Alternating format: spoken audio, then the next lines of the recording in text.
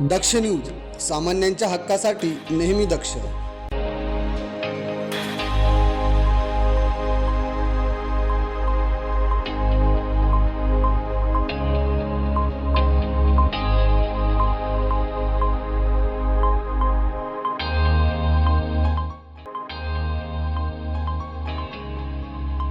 इगतपुरी शहरातील ग्रामदैवत व जागृत देवस्थान असलेल्या गिरजा मातेच्या यात्रा उत्सव निमित्त मातेच्या प्रतिमेची मुखवट्याची रथावरून शोभायात्रा काढण्यात आली. या यात्रेत महिलांनी डोक्यावर मंगल कलश, हातात भगवा ध्वज घेत सहभाग नोंदवला. या यात्रेसाठी महाराष्ट्रातील कानाकोपऱ्यातून हजारो लोक दर्शनासाठी दाखल होत असून हवन, नामजप व महाप्रसादाचे आयोजन यावेळी करण्यात आले आहे.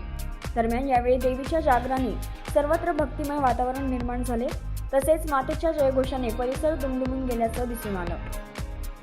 भागीरथ आतकरी, दक्ष न्यूज, इगतपुरी.